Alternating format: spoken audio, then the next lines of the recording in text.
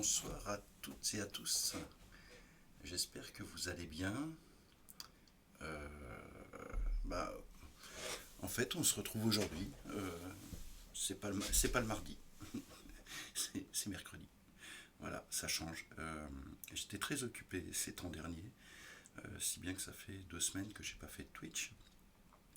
Et puis aujourd'hui, je vais pour prendre le bus, je vois un journal gratuit, et puis je vois que j'étais inscrit en fait pour la journée la journée à voix haute de la lecture.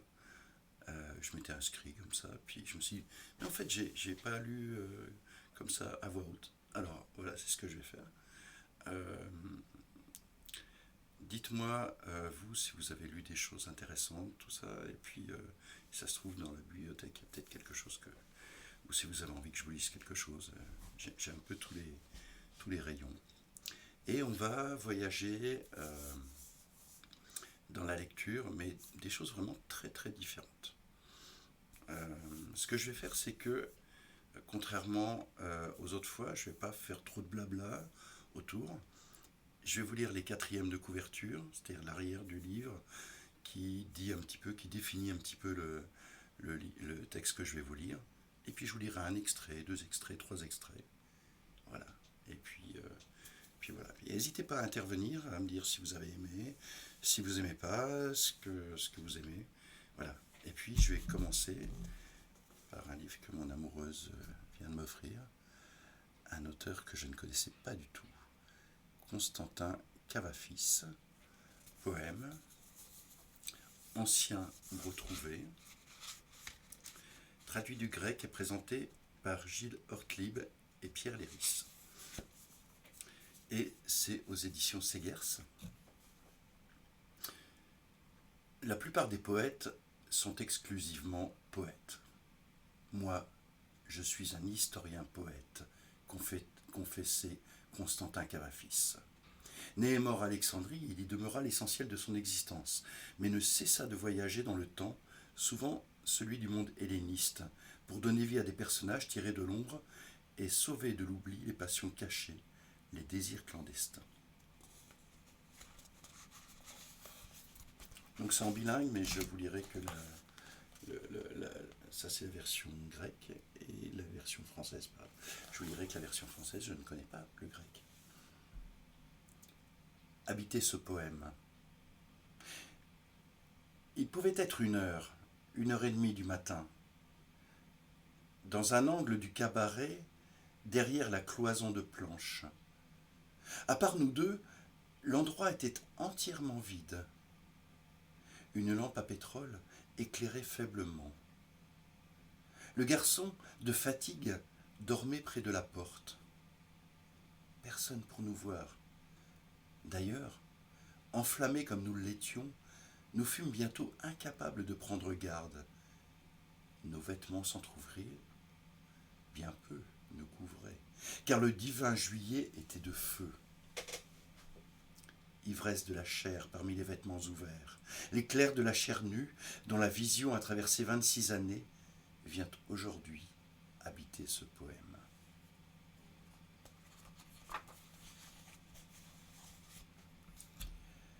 Mon apport à l'art. Je suis là à rêver, désirs et sensations. Voilà mon apport à l'art. Des lignes ou des visages entrevus, des souvenirs incertains d'amours inachevés. Et je m'abandonne à l'art qui sait modeler la forme de la beauté et, presque insensiblement, compléter la vie, lier les impressions, lier les jours.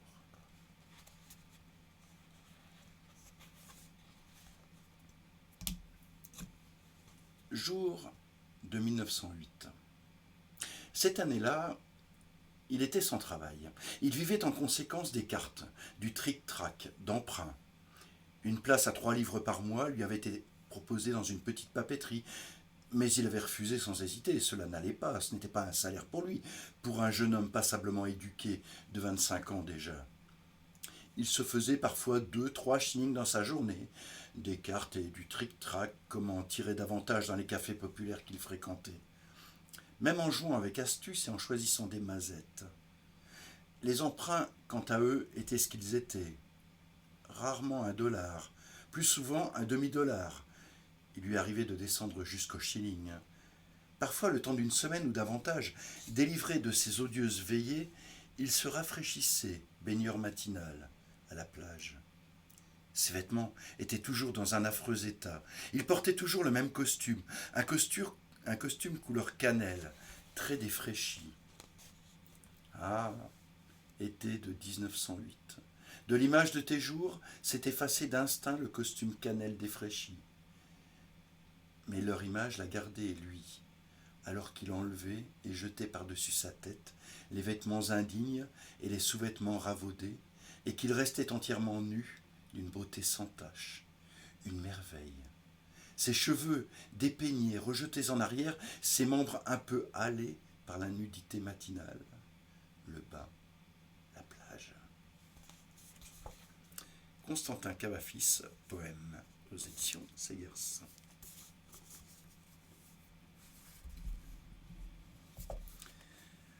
Le chœur populaire par Jeanne Rictus.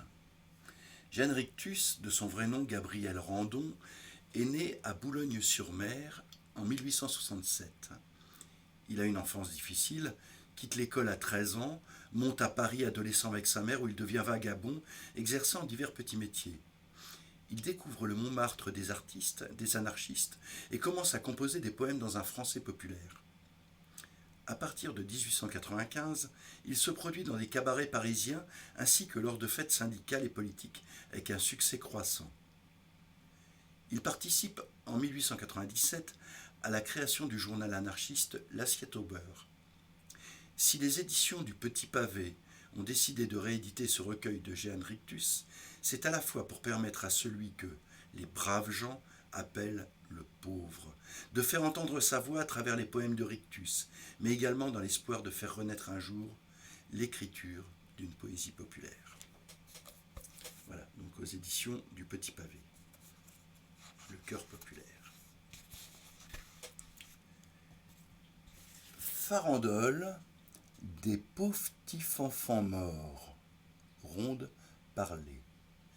Nous, on est les pauvres petits fanfans, les petits flopés, les petits foutus, à qui qu'on flanque sur le tutu, les ceux qu'on cuit, les ceux qu'on bat, les petits bibis, les petits bonhommes, qu'a pas de béco ni de sucre de pomme, mais qu'a le jus de trique pour sirop de gomme, et qui passe une baigne de tabac.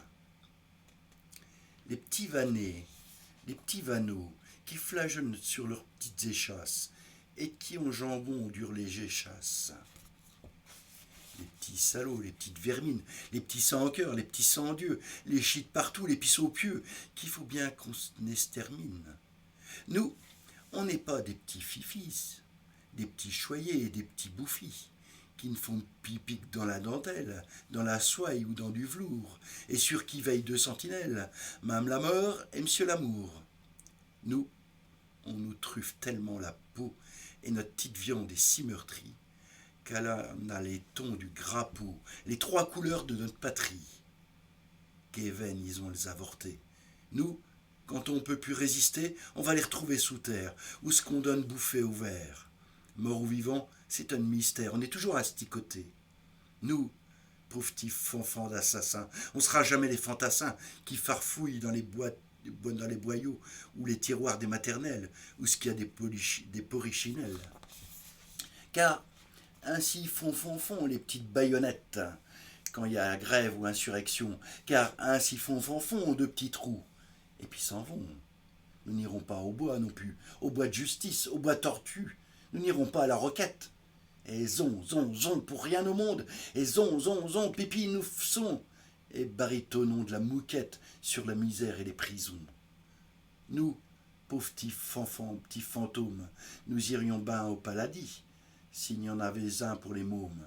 Et là, où est-ce qu'il est le royaume des bonnes nounous à gros tétons qui nous biseront et dorloteront? Car petit Jésus, il n'en faut plus, lui et son patelin transparent, où est-ce qu'on retrouvait nos bons parents. On aimerait mieux revenir dans son ciel d'une couveuse artificielle. Euh, Il y en a qui disent que le monde un jour, il sera comme un grand square d'amour. Et que les hommes qui vivront dedans, elles seront de grands fanfans, des petits fanfans, des gros, des beaux, des noirs, des blancs. Ah, chouette. Car sans ça, les petits plats de gifs pourraient bien le faire à l'arbif. Quoiqu'après tout, on s'en m'en fout, puisqu'on sait bien qu'un temps viendra où que même la mort, elle-même mourra, et que plus personne n'y souffrira. Mais en guettant cette bonne nouvelle, sauter, danser, nos petites cervelles, gicler, juter nos petits citrons. Haine donc cogner, on se fout de la vie et de la famille qui nous étriquent, et on se fout de la République et des électeurs alcooliques qui sont nos dabs et nos narrons. Nous, on est les pauvres petits fanfans, les petits flopes et les petits fourbus, les petits foufous, les petits fantômes, qui ont soupé du métier de môme, qui ne reviennent pas et reviendront plus. Voilà. Donc c'est le Jeanne Rictus, Le cœur populaire, et c'est aux éditions du Petit Pavé. Moi j'espère que vous allez bien. Vous êtes bien calme. Ah mais il y a du monde. Super. Je passais du coq à l'âne avec Philippe Ramy. Proposition démocratique. Democratic Proposals. Fin programmée de l'ordre néolibéral, je signale l'informatique, puissance effective au bénéfice de tous, comme outil d'émancipation, et les informaticiens, architectes des infrastructures financières et industrielles et de l'écosystème social en toutes ces catégories, en tant que nouvelle classe sociale.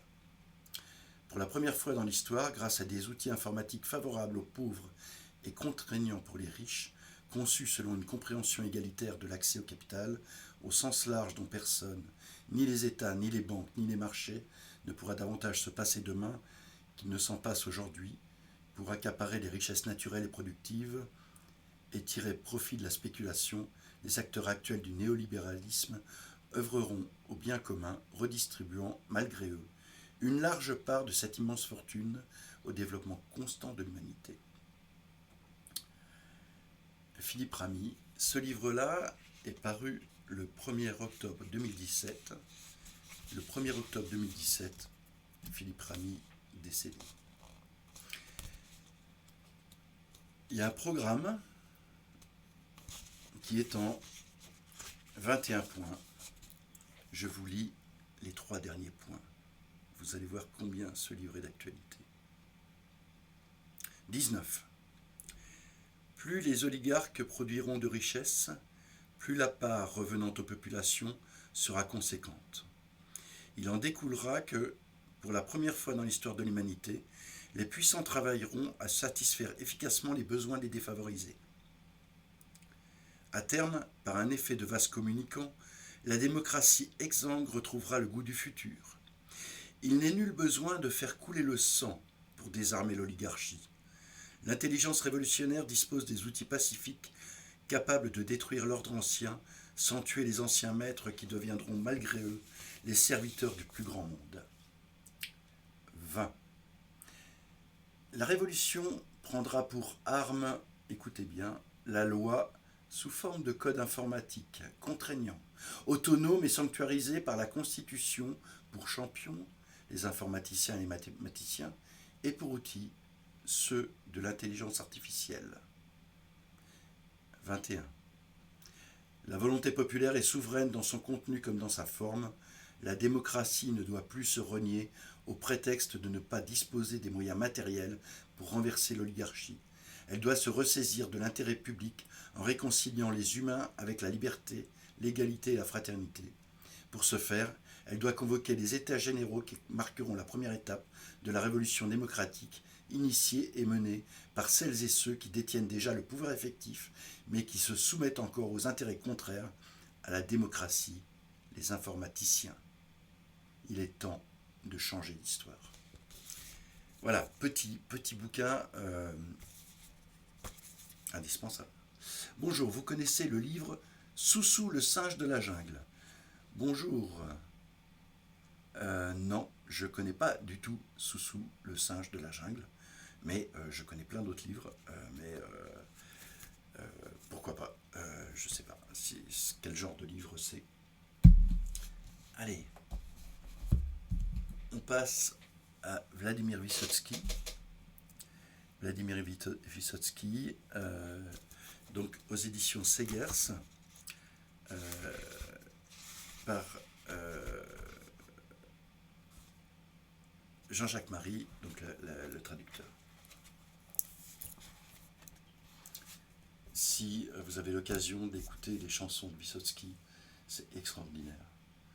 Moi je connais pas le russe, mais c'est une puissance. L'homme fini. Comme un lézard, la langueur rampe dans mes os.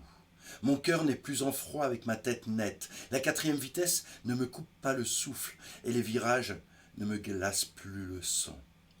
L'étreinte de l'amour ne serre pas ma gorge, et tu peux déchirer mes nerfs qui se détendent, mes nerfs qui pendent comme des cordes à linge, et lui ou moi, peu m'importe qui l'emporte. De mon cheval sous l'assaut, je saute d'un bond, et je ne suis riche que de négation. L'eau froide des sources ne glace pas mes dents. Je ne presse ni les événements ni les hommes. Mon arc à la corde pourrie traîne à terre, et j'entretiens le feu de mes flèches brisées.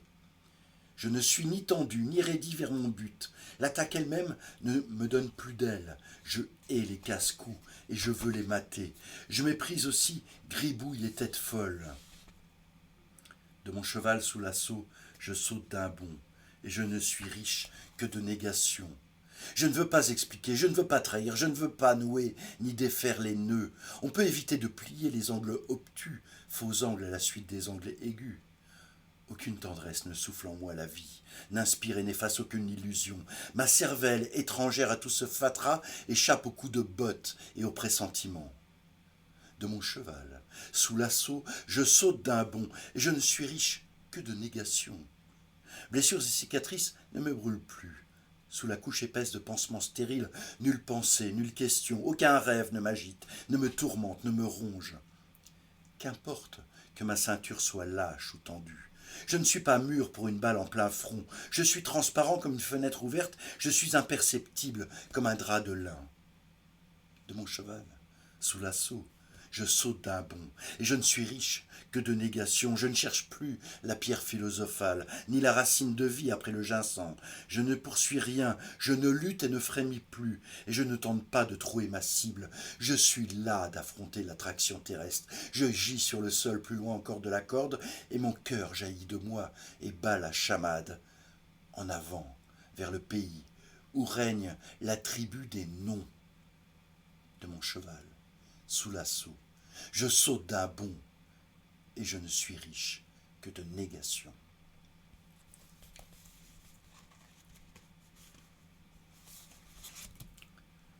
Le vol arrêté.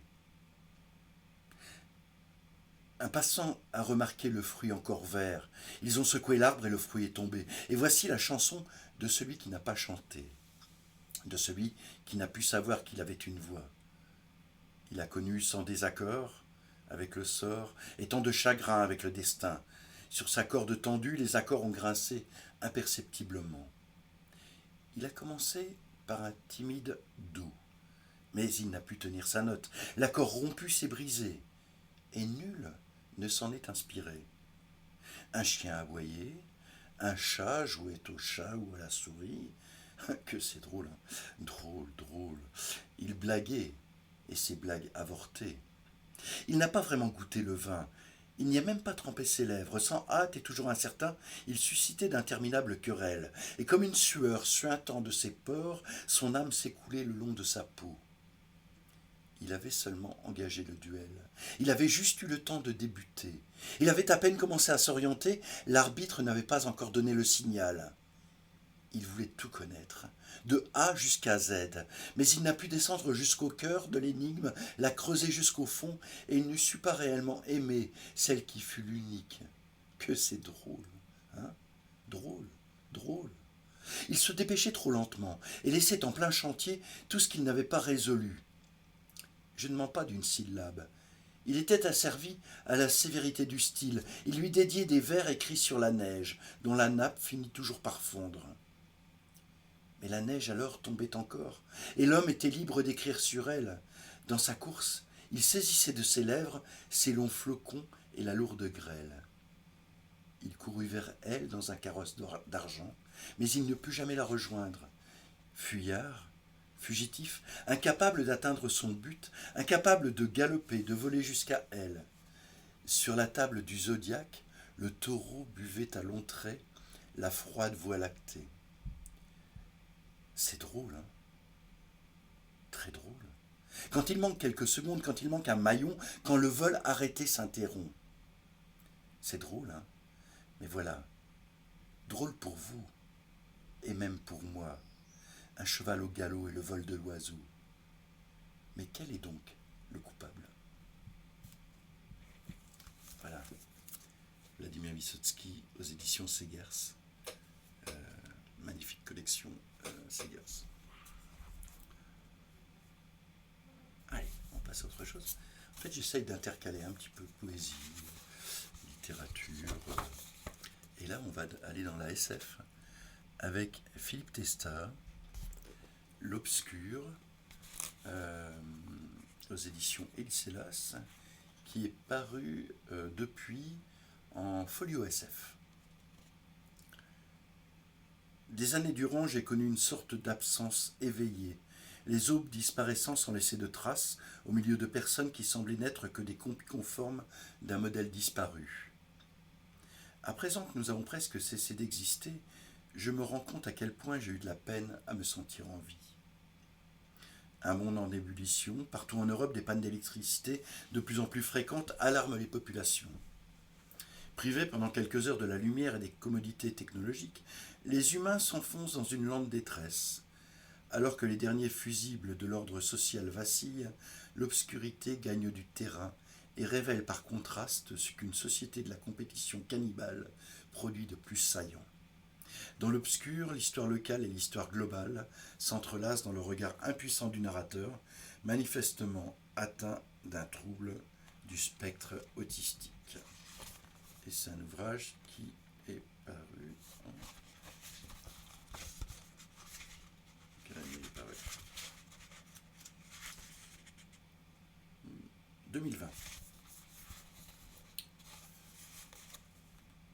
Au cours de la nuit, il y a une autre coupure de courant et naturellement, je m'en rends compte qu'à mon réveil, quand le soleil est déjà haut, je bois un verre d'eau qui me paraît avoir un goût de rouille.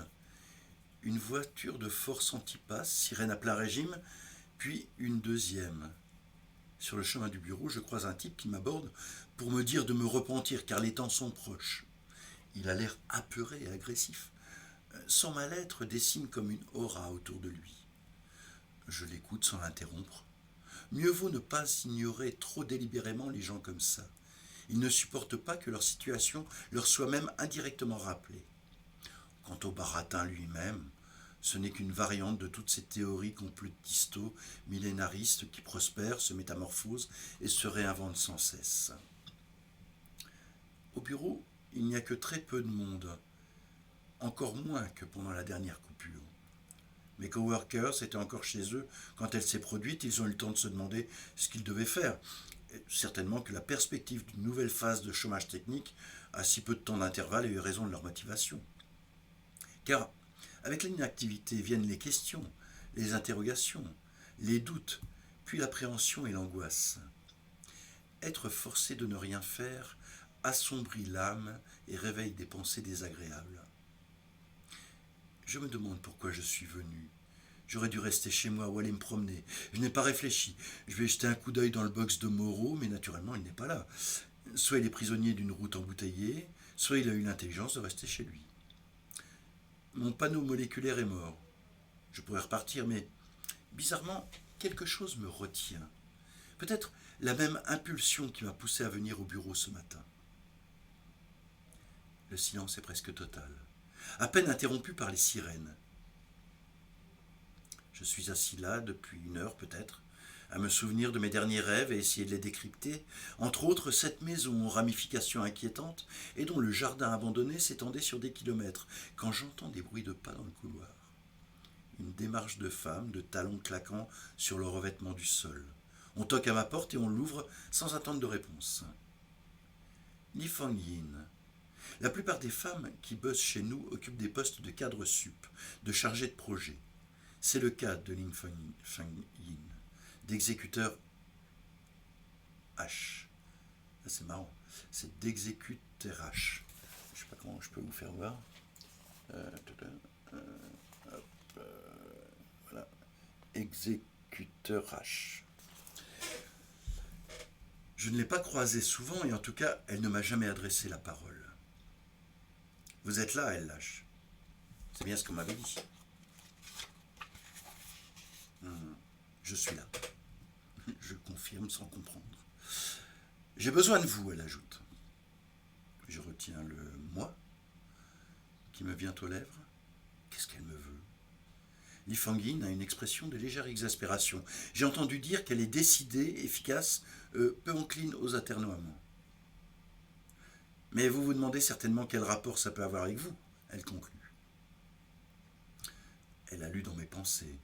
Elle m'expose, je sais déjà, pour l'avoir entendu au détour d'une conversation entre coworkers, qu'en ayant effectué une OPA sur une des compagnies de redistribution d'électricité, notre entreprise est vue par certains comme partiellement responsable des disruptions de l'approvisionnement, ce qui fait de nous des coupables tout désignés et très pratiques. Un bouc émissaire est un moyen éprouvé d'éviter de se poser des questions et de rechercher les véritables causes dans une situation complexe, comme une sorte de solution miracle, permettant une lecture simplifiée et tellement plus confortable des événements. Et moi, là-dedans, on craint que des gens ne viennent ici. Or, les forces anti sont débordées. Il semble que des bandes d'inactifs et de rebuts des quartiers nord pillent systématiquement les fashion points et les boutiques du centre-ville. Si des gens se mettent en tête de vouloir vandaliser nos locaux, il n'y aura personne pour s'interposer. Je ne comprends toujours pas. À moins que quelqu'un aille parler à ces individus. Tout à coup, je vois où elle veut en venir. Il faut que moi... Et je vais leur dire quoi? Je suis sûr que vous trouverez. Nous avons confiance dans vos compétences, nous ne vous l'avons pas assez dit, mais votre expertise nous est précieuse. J'essaye de me représenter la scène, mais tout ce que je peux imaginer, c'est une foule en colère, de celle que nous montrent les New Breaks. Moi, face à une marée humaine exaspérée, qui a eu l'idée de m'utiliser comme bouclier humain? Je secoue la tête. Je comprends votre réticence, dit encore Li Fang Yin. Mais si vous réussissiez à éviter des dégâts, nous saurons nous montrer reconnaissants. Et si je ne réussis pas? Elle hausse les épaules sans daigner répondre. Et si je ne suis pas d'accord? Elle me regarde. Elle a un très bref sourire. Si vous n'êtes pas d'accord, elle répète. Vous plaisantez, j'espère. Pris de court par son aplomb, je lui demande ce qu'elle attend de moi. Elle me propose de me poster à l'entrée, de me tenir prêt à réagir si des gens tentent d'entrer. Et s'ils sont nombreux, très mécontents et qu'ils décident de s'en prendre à moi? Faites-les parler, donnez-leur l'occasion de s'exprimer. Et surtout, soyez empathiques. Dites-leur que vous comprenez. Si ça ne suffit pas, soyez clairs sur le fait que malheureusement, vous ne pouvez les laisser rentrer. De l'empathie, mais de la fermeté.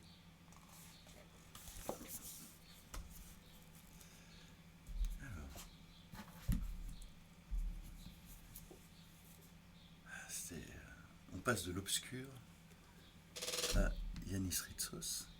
On retourne en Grèce avec Le mur dans le miroir et autres poèmes aux éditions Gallimard en collection poésie.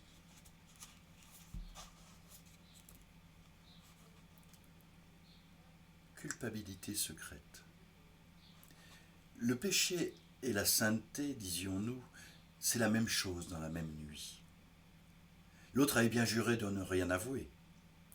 Mais qui sait, dans le meilleur des cas, tu n'as pas idée de ce que peut durer son silence, ni ton silence à toi.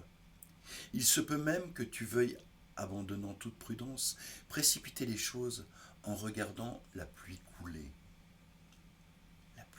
couler sur les vitres illuminées du restaurant, tandis que dans la foule, on entend le verre qui tombe, le verre qui se casse, et que lui, avec sa balafre à la joue, avec ses yeux rougis, pointe sur toi sa main énorme et musclée et te dénonce.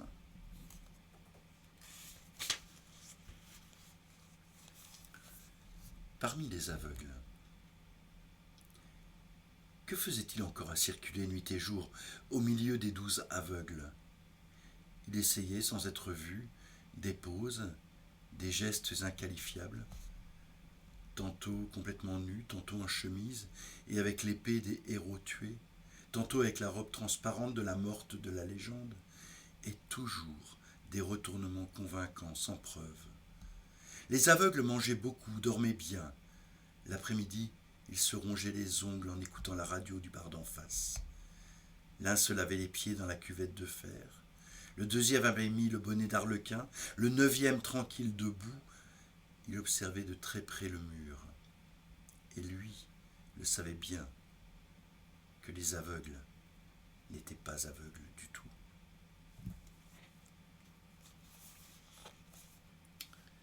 Un petit dernier. Entraînement continuel. Ce qui a été dit et qu'on n'a pas entendu. Quelque chose d'autre qui s'offre au silence, qui s'oublie, se prolonge dans l'histoire de quelqu'un d'autre encore, dans l'aliénation, avec une veine qui bat de temps en temps pendant que tu regardes. Là-bas, une mer calme, tolérante par indifférence, et les cactus enfoncés dans les rochers. Alors, le cri de l'oiseau par-dessus les murailles est le même antique avertissement. Et le gardien, qui n'a plus rien à garder, marche sur une planche étroite au-dessus de la citerne où furent noyés les héros et les otages. Comme s'il s'exerçait, sans but, à danser sur la corde en échangeant son fusil contre un parapluie jaune. Voilà. Yanis Ritsos, que mon amie Jacqueline m'a fait découvrir il y a quelques temps, et qui pop un peu la bibliothèque derrière. C'est un auteur que j'adore.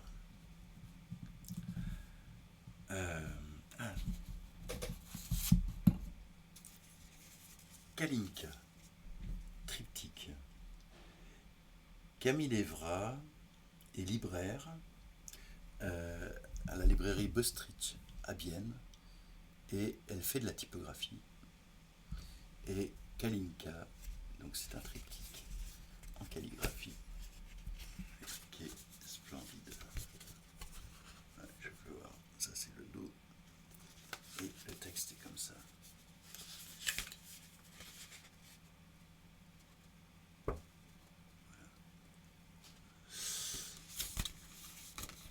Donc ça, vous pourrez le trouver uniquement à la librairie Bostrich de Bienne. Je pense que si vous écrivez là-bas, on pourra vous l'envoyer. Kalinka, le sel. Je vous fais voir quand même comme c'est beau.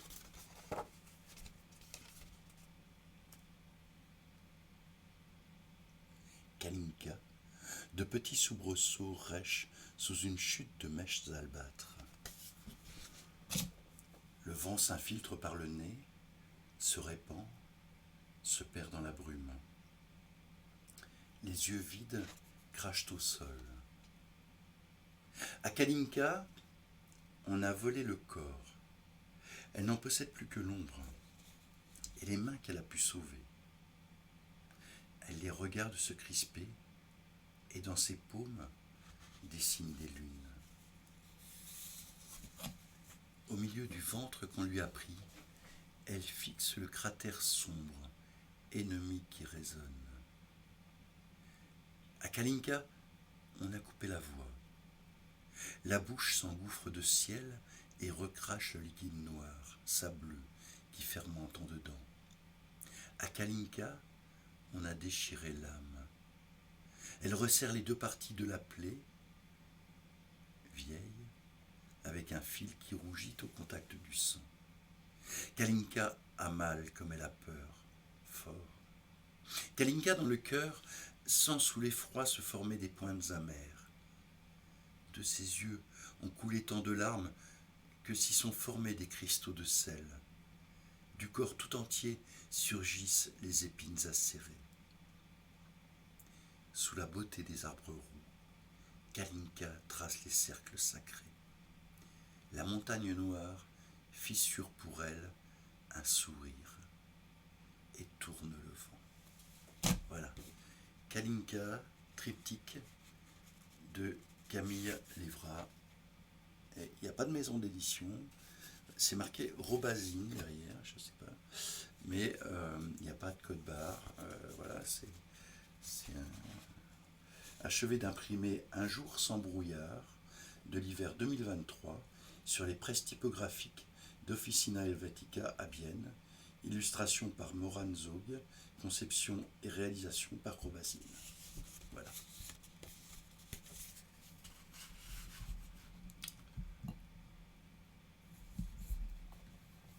J'espère que vous allez bien. Comment ça va? Je regarde un petit peu. Ah, il y a toujours du monde. Je me bois un coup de café avant de lire ce que je vais lire. Parce que c'est un petit exercice quand même.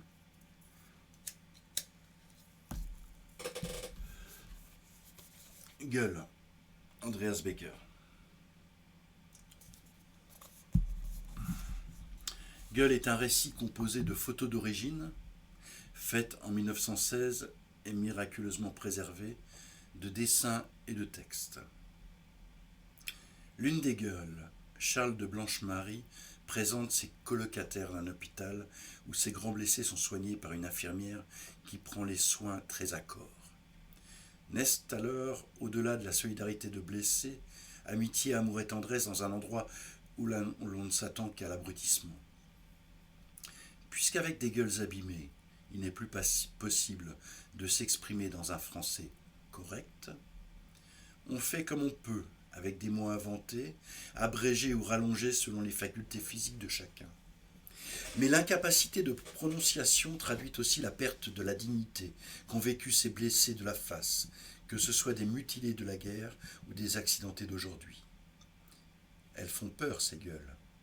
Alors que dans Gueule, ces êtres qu'on a érigés en héros pour les éloigner le plus loin possible de la réalité, pour d'évidentes raisons de propagande en préparation de guerres futures, se montrent telles qu'elles sont, aimables parfois, espiègles, joueurs, tout simplement humains. Et là, je vais vous lire Charles de Blanche-Marie. Un frère, ça se reconnaît. Un frère, ça se reconnaît pas à tous les coups. Surtout pas au mimien, clin que j'avais de l'œil. Qu'il a eu toutes les vaches, lui, qu'à cause du père, et qu'à cause aussi qu'il était aîné, et qu'un petit peu aussi parce que mimien, que je parlaitais si drôlement bizarre. Ça faisait assez ririter, mais pas sérieux. Alors, Papouchka qu'il a dit que c'était tout pour le Charles, qu'il avait, lui, comme des aptituderies, comment quoi en lui, et qu'il s'occupera serait bien de son petit frère. Je tirais aux vaches les queues, ça m'éclatait de rirititerie encore, mais que moi, elle jura. Je vous dis pas, c'était sévère en somme. Les tranchées, qu'on savassait ce que c'était bien avant l'heure tellement qu'on se tabalassait. L'incinéateur, que lui qu'il était le plus fort à la correction. Panache qu'il s'appelait, père de pierre. C'était un petit monde de chez nous. Taratatam et taratatatam. Que nous qu'on n'avait qu'à tirer les pieds aux vaches, les fromages violets, les courants de l'eau malmenée. C'était pas ça une vie. L'appel que ça soulagerait d'une certaine manière, le train derrière la gare, la mimienne qu'il nous appelait à notre liberté. Charles était resté à la maisonnerie, livreur qu'il était de carcasses de bœufs à Paris 10e. Alain l'attendait le pied ferme, l'entrecuisserie chauffée encore par la maryse, C'était qu'entre nous qu'on tournait en asile. Le comité qu'il avait drôlement bien choisi. Communauté qu'on faisait pas mal dans le dortoir. Et que l'Ingrid, qu'elle photographiait tout cela. On était bon pour le musée. Et pas qu'un peu. Les invalides, ça nous attendait. Toute une grande nation nous attendait. Fallait bien le créer, son mythe à elle. Même quand c'est ton frère le suivant. Difficile de lui encore parler de gueule cassée, frérot, qu'il a dû se payer toute une série d'obus. Tellement qu'il avait rien là, où nous autres qu'on avassait encore un semblant de mentionnement, une dentellerie, la languière, lièvrement, souriterie, tellement que lui que c'était rien. Ouverture jusqu'aux glandes. On se demandait comment Gustave. Fallait être sacrément inventif dans ce cas-là. Le rafistoleur qui l'a réutilisé encore des matériaux, qui disait que des barrières à vaches, que ça s'ayait bien à frérot. On lui a implanté la moitié du Jura, je vous dis pas, et des pâturages avec tout un ensemble, les granges, les étables. Il y avait de quoi y mettre dans une gueule tout, dans une gueule comme la sienne, un troupeau de vaches à la place des dents. Fallait y penser. Gustave l'a fait. Son chemin des dames, qu'il l'avait dans le gosier à toujours. Fallait pas qu'il rôde trop. Ça venait la moitié de la Farance avec en vomiture. Ça dégueulait jusqu'aux invalides, éclaboussait la présidencerie, en fromage que ça puait. Du comté en veux-tu voilà, arrosé des vins de Bourgogne, qu'on était vignerons aussi qu'un peu, et des arbres fruitiers. Ça te bouchait jusqu'aux gorges de l'Ardèche. À lui tout seul, qu'il était monument à mort, Charles. Du fumier que ça lui poussait dans le nez. Il était fait pour la ferme. Papouchka qu'il avait pas tort. Plus tard qu'il est devenu maire du village. Charles, ça faisait honneur à la famille. Il m'a réhabilité. Moi, Georges de Blanche-Marie. Médaille de la fruitière qui m'a trouvé, frérot. Georges de Blanche-Marie, qui je suis été, né censé 1er août en 1895, de noblesse corrompue, ne gardant qu'une particule valutirénière dans un nom de petite fille. À l'asile, que ça débandait, mais en déchéancerie comme pas possible. Le rafistoleur qu'il était mort plus ou moins après que Charles, qu'il était le dernier rafistolage, qu'il en avait marre, qu'il s'écriait. Le comité pouvait pas laisser pisser, qu'on l'a enterré vivant. Impossible de faire la guerre correctement dans ces conditions. Ça nous tirait moins dessus de l'autre côté. Comment c'est qu'eux aussi qui commençaient à en avoir sérieusement marre. On creusait encore, les tranchées, les cœurs y étaient plus, les comiteux qu'on les voyait plus très souvent. Ça nous gueulait dessus pour la forme. Mais on les sentait comme absents. Eux aussi. Paraît qu'ils s'assuraient derrière, vers la capitale, chez Maxims. L'Ingrid, qu'elle était devenue toute grise, qu'elle matographiait encore un peu, mais de plus en plus peu, qu'elle avait l'air triste même un peu, et qu'elle disait qu'après tout, que ça avait été du bon temps, quand même, qu'on avait passé ensemble. Qu'elle s'était sentie comme une reine, qu'elle disait encore un peu dans la nuit comme une mère de nos gueules cassées, et qu'on avait été des beaux baveux. On était là, devant l'asile, assis sur des bancs. On regardait dans la nuit, il faisait silence. C'était la première fois depuis des années qu'il faisait silence. Pas une de seule de détonation, pas une mine qui sautait. Ça leur était passé totalement aussi aux en face. Comme seule une lumière, une lune paluchée dans le ciel perdu. Il était 5h15.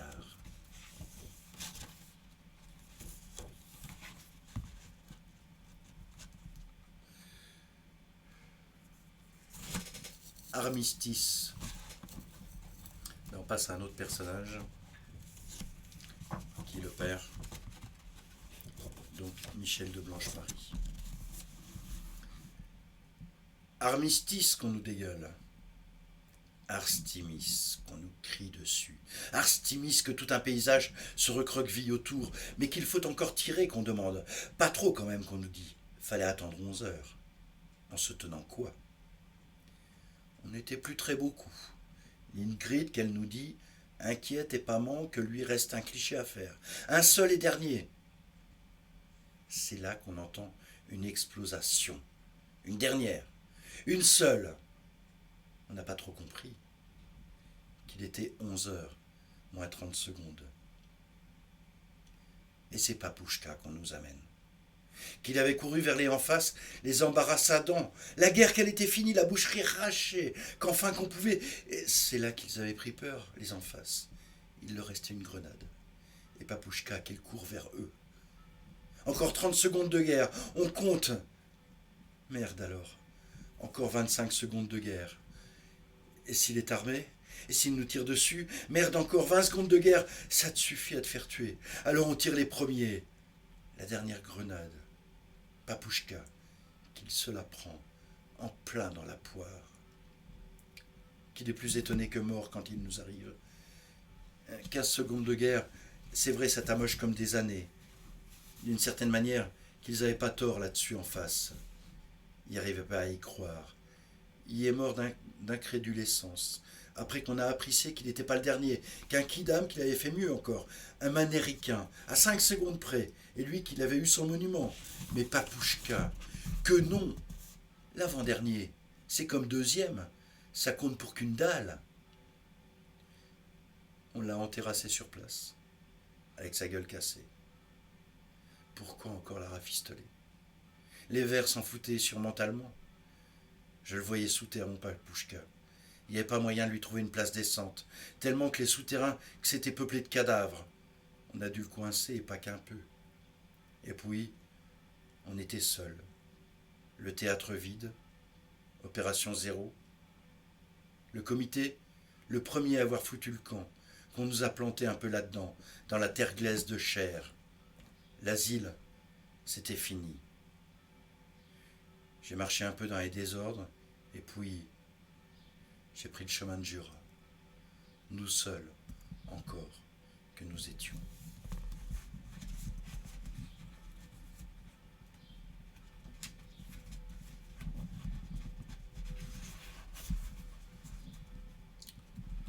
Georges de Blanche-Marie.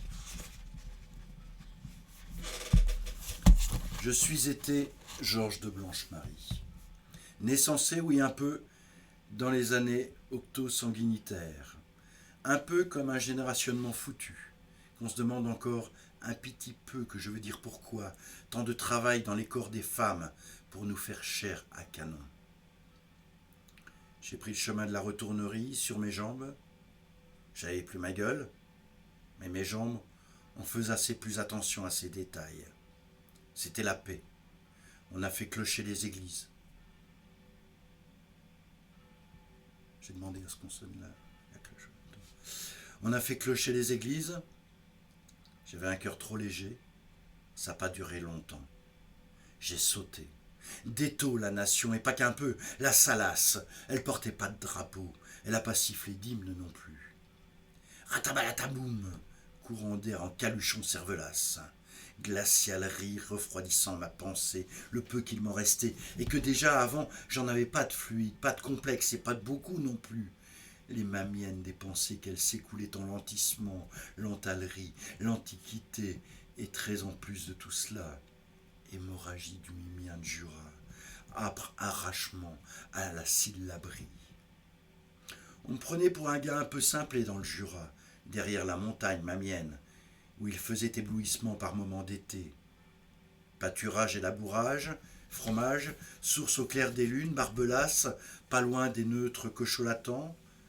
Peut-être qu'on n'avait pas tortille à ma sujetterie. C'était l'asile encore, ceux des pas de jambes, que ça changeait, qu'on pourrait pas le dire.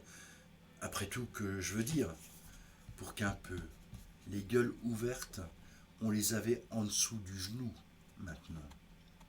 Il y avait une autre Ingrid quelque part, il y en a toujours une. C'est que c'est notre bonheur à nous, encore qu'un peu, à tout ce qu'on a droit encore, nous. Faut pas croire que sinon qu'on est foutu dans le Jura, Ardèche, Bourgogne, vers Bourges, du 10e et Nice aussi, la Farence quoi, celle qu'on a défendue, qui nous a écorché de médailles en direct sur les os, que ça suintait encore dans la viande directe, carcasse de bœuf que j'étais devenu moi, Georges de Blanche-Marie, et de Jura, et de chez moi, avec mes fromages que ça puait. Jamais plus j'en ai mangé. Des moignons comme ça ne se regardait pas de trop près. J'avais encore un dernier sens. Au musée que j'allais avec mes plaies, à force de saigner, je devenais de l'art brut.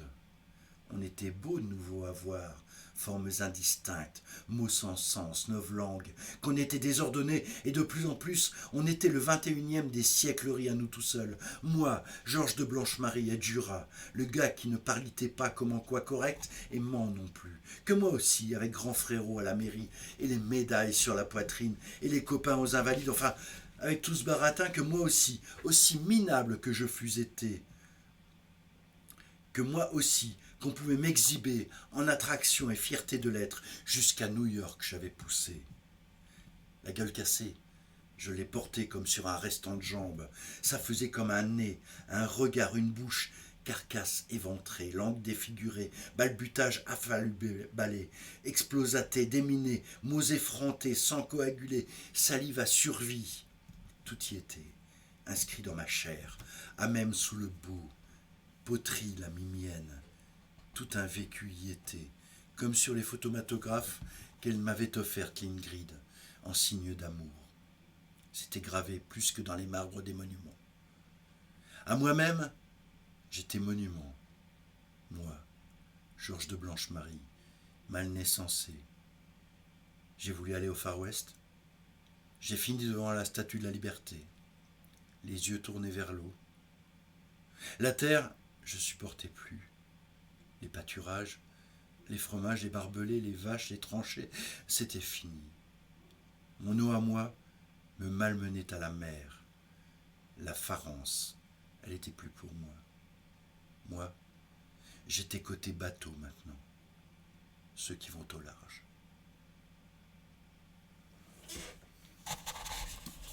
Je pense qu'Andreas Becker, la lecture à voix haute, c'est... Wow. Allez, deux lectures encore.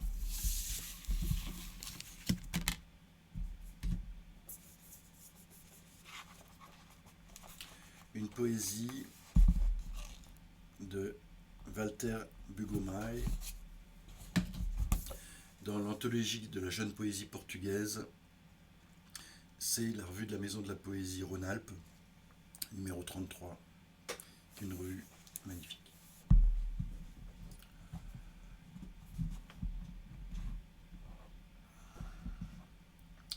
Notre propre splendeur. Nous sommes des gens simples. Nous sommes des trous au coin du jour. À travers nous, on voit tout. L'ensemble de tous les noms, c'est le nom de Dieu. Nous énumérons les questions sur le diable, repli de notre péché, et ne gaspillons pas un seul mot. Nous sommes les plus silencieux sujets. Une offrande frêle comme un poisson, encore trouble hors de l'eau. Nous portons notre croix sur la poitrine, là où l'ombre respecte notre deuil. Nous laissons nos enfants ouverts au soleil et crions comme si la mort pouvait avoir peur de nous, comme si nos enfants pouvaient s'endurcir par... Pardon, excusez-moi. Je recommence. Pouvaient avoir peur de nous, comme si nos enfants pouvaient s'endurcir par la fureur près de nous. Il y a toujours une présence étrange. Nous y disons Dieu soit loué. Et nos enfants, lèvres fermées, se taisent devant notre regard, comme un mutisme que l'on tient par la main. Nous avons rassemblé les choses, là où densément nous avons fait comparaître nos morts, et à travers le souvenir, nous retenons l'ubiquité de l'amour, afin de supporter plus tard le périssement radial des cœurs. Et lors de la déflagration de la lumière, nous nous réfugions sous les arbres, des arbres fruitiers qui font de l'ombre, là où on nous expose, avec nos têtes réactivées, avec la sagacité de la fuite ou l'éblouissante souffrance. Les jours de marché, 10 hirondelles, le soleil habité, les poules caquettent sur la place, le clocher de l'église retient le ciel comme un cerf-volant, et il vante. Nous les veuves, nous sommes des puits sur l'image, discrètes. Nous brûlons de rentrer à la maison pour cuisiner la douleur qu'on mâche entre les abats de volaille, comme du sang caillé les jours de marché. Nous enterrons aussi tous ceux qui nous contraignent à une plus grande souffrance. La marmaille mâche des figues volées, les peaux sont par terre. Voilà, c'est édition bilingue. Voilà. Bon, je termine par une bande dessinée. Demain, ça fera 1 an que mon ami Martin est décédé. Et il nous avait offert ça à mon amoureuse et à moi. Notre part des ténèbres. Au Noël précédent. Voilà. Je pense beaucoup à Martin, qui était une personne fantastique, entre autres libraire BD à Caen, en Normandie, dans une librairie BD indépendante, puis après à Fnac à Caen, et après responsable du rayon polar à Nantes, à la Fnac de Nantes. Voilà. À toi, Martin.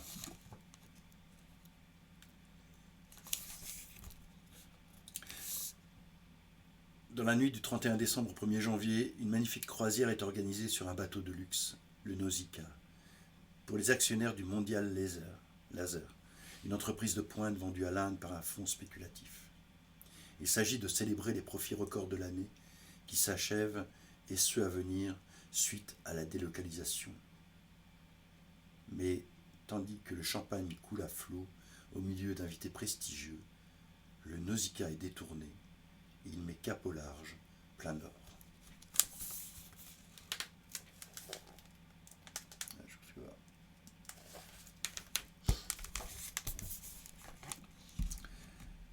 Mesdames et messieurs, mon nom est Franklin Gary.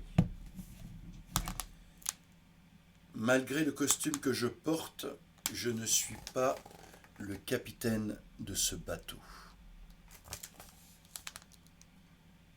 Who is it, Gary? C'est un comique. It's a joke. Il y a 6 mois, je dirigeais l'atelier mécanique de Mondial Laser, quand j'ai été licencié comme tous les autres salariés de la société. Du reste, dans l'assistance, j'en vois des familiers de Mondial Laser. Bertrand Michaud, qui, avec son directeur commercial et son directeur financier, avait repris l'entreprise avant de se laisser tenter par le dieu dollar. Où sont-ils, d'ailleurs? Ah, les voilà. Aïe. Est-ce que j'arrive à stabiliser l'image?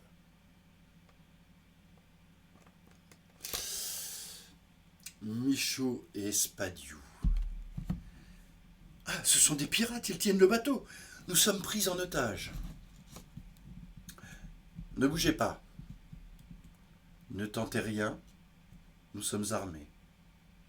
Calmez-vous, inutile de s'énerver. Nous avons un long moment à passer ensemble. Pour ceux que je vois s'exciter sur leur portable, nous avons mis en place un brouilleur de fréquence. Melville, merde, éjecte-moi ce connard. Aïe, ils ont des sbires, on nous enferme, on est fait comme des rats.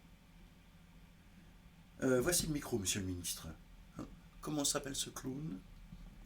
Gary, monsieur le ministre. Voilà, monsieur le ministre qui est déguisé en, je sais pas, peut-être Louis XIV. Gary, vous me reconnaissez? Ah, bien sûr, monsieur le ministre.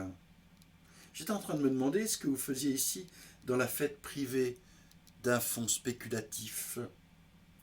Gary, nous sommes très admiratifs de votre démonstration de force qui n'était pas au programme, mais le temps presse. C'est pourquoi ces messieurs vont vous ramener au poste de commandement et vous allez gentiment nous raccompagner à terre. Nous ne nous sommes pas bien compris, monsieur le ministre. Vous n'êtes pas en position d'exiger quoi que ce soit.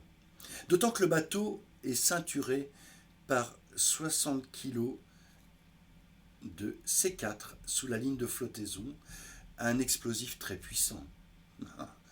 Oh, vous nous faites braire avec vos conneries, votre film, on l'a déjà vu, c'est de la daube. Ouais, c'est à chier.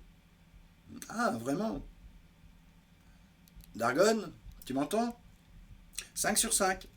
Les portes étanches des sas de sécurité sont sabotées et les explosifs sont placés tous les 20 mètres, reliés entre eux. nous ne plaisantons pas. Vous n'avez jamais voulu savoir qui nous étions. Rien ne nous distinguait sur vos bilans comptables, vos statistiques. Aujourd'hui, nous sommes fondus dans le personnel, les invités, l'équipage. Et oserais-je dire, la surprise de la Saint-Sylvestre, le feu d'artifice, c'est nous. Grâce à ce petit boîtier, un prototype de détonateur créé par Mondial Laser. Regardez autour de vous, tous nos gens en ont un. Monsieur Loge, maître d'hôtel, ancien de la comptabilité, en a un. Le batteur de l'orchestre, heure claire, commercial délégué, FO, en a un. Clémence Strau, serveuse du service client, en a un aussi. Ah, il bluffe. C'est comme dans l'arnaque, tout est faux. Ah. Et pourquoi pas? Après tout, la question est shakespearienne. To bluff or not to bluff? Mais pour le savoir, êtes-vous prêt à mettre votre vie en jeu, monsieur Clavier? Oh, ne rentrez pas dans son jeu, ne tentez rien, restez calme, dit le ministre. Qu'est-ce que vous attendez pour faire quelque chose? Je ne veux prendre aucun risque, aussi vais-je demander à mes gens de collecter vos téléphones. Monsieur le ministre, vous allez donner l'exemple et vous remettrez également les armes et les gilets pare-balles de vos gorilles. Nous sommes à peu près 400 à bord, nous étions un peu plus quand Mondial Laser a fermé. Combien d'entre nous retrouveront du travail? 5% peut-être. Vous, Michaud, qui vous définissez capitaine d'industrie, vous allez vivre la métaphore maritime avec nous jusqu'au bout. Et si ce bateau coule comme le Titanic, je rêve de vous voir tous vous disputer les places en canot de sauvetage, comme nous avons dû nous disputer les stages de reclassement.